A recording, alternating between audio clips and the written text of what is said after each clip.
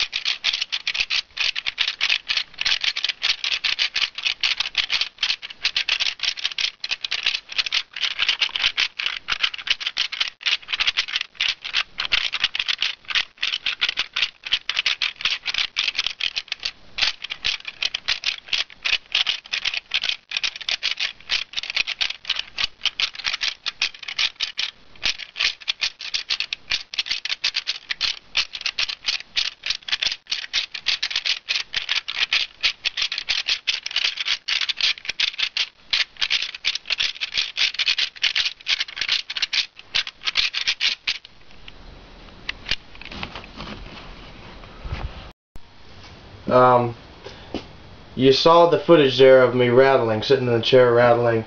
I typically look around a lot when I rattle because it's not typical, but it can happen just as easily as it can any other time for a deer to walk in, or in the case of rattling, more specifically run in, while you're in the middle of a rattling sequence.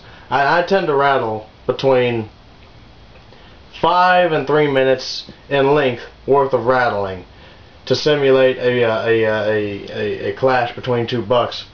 And I like to start out real slow and real light, tapping like the tips of the tines, just like a warm-up, like they're sparring at first, and then I speed up and get more intense and more louder and get harder with the sounds of the bag, rattling, to simulate the bucks getting more and more into it. And a lot of times that works. A lot of times, if you do it right, it'll call a buck in. But it didn't work for me this time, and made for good footage though.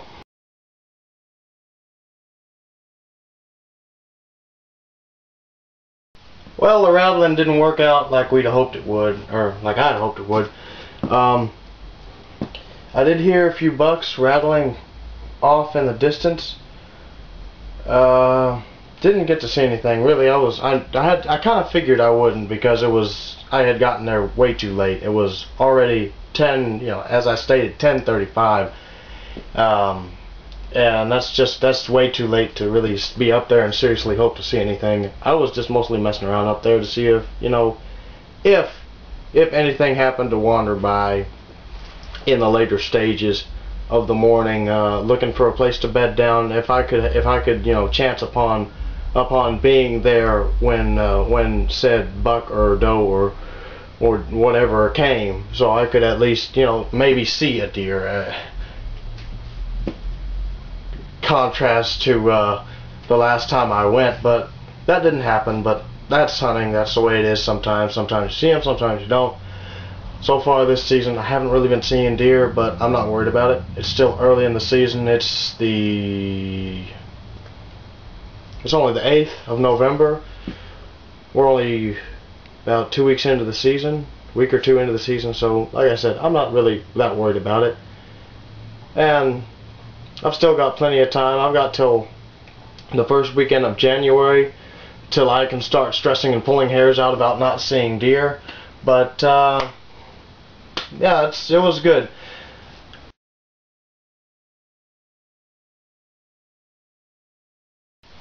I got on the phone, or I attempted to get on the phone with a good friend of my grandfather's, who has a lease on my family's ranch near Yoakum, and I was trying to call him, and I guess he was hunting when I called him, because it rang once and it went straight to voicemail. So I imagine he rejected my call, and I left him a voicemail saying that if you were hunting, I apologize for interrupting your hunt, or potentially interrupting your hunt.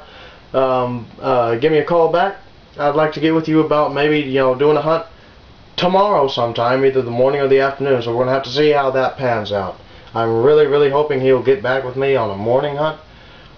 But if he can get back with me on a hunt at all, that would be great, because the one that was going to happen tomorrow, this is Saturday, the one that was going to happen this Sunday has fallen through the cracks, and it's not going to be able to happen due to some mechanical woes that Steven has fallen victim to concerning his Bronco. So we're going to see how it works out, and we're going to hope for the best. Like I said earlier, I've still got a whole deer season before I can start panicking and pulling out hairs. So we're gonna, play this one by ear and see how it goes.